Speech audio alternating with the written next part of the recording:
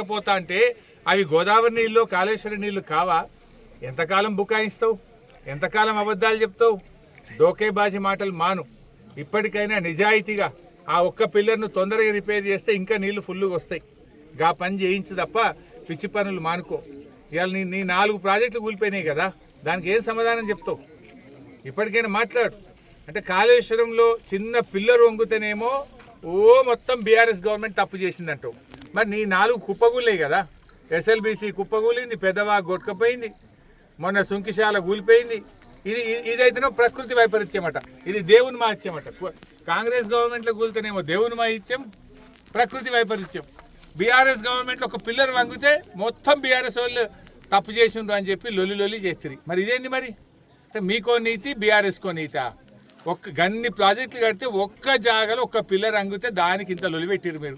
మీ అయితే మొత్తం కూలుతూనే ఉన్నాయి కదా, మరి దానికి ఏం సమాధానం చెప్తారు?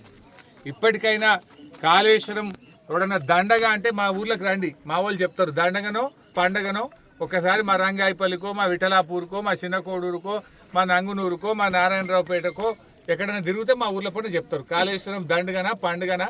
నేను ఎక్కడో సాటుకు మాట్లాడతలేను వీడియో. మా ఊర్లో మా విఠలాపూర్లో మా రైతుల మధ్య, పచ్చటి పొలాల మధ్య ప్రవహించే కాలువ మీద నిలబడి మాట్లాడుతున్నా. ఇవాళ ఇది కాళేశ్వరం వల్లనే మా ప్రాంతంలో ఇవాళ పచ్చడి పొలం యాసంగికి చూస్తున్నామంటే అది కేసీఆర్ వల్ల. 24 గంటల కరెంట్ వచ్చిందన్నా, సబ్స్టేషన్లు వచ్చినాయన్నా, ఇవాళ కాళేశ్వరం నీళ్లు పారుతున్నాయి అంటే బీఆర్ఎస్ పార్టీ వల్ల. అంతకుముందు ఏముండే ఎడారి తప్ప ఏం లేదు, రైతుల ఆత్మహత్యలు తప్ప ఏం లేదు. ఇవాళ ఎటు చూసినా ఇంత యాసంగి కూడా 2 పంటలు తీస్తున్నారు మా వాళ్ళు అంటే గా కాళేశ్వరం నీళ్ళ వల్ల. ఇప్పటికైనా పిచ్చి మాటలు బంద్ చేయండి. కాళేశ్వరం ప్రాజెక్టును ఇంకా బాగా విస్తరించి ఇంకా కాలువలు దవ్వి చిట్ట చివరి భూములకు కూడా నీళ్ళు ఇవ్వాలని చెప్పి కోరుతున్నాం.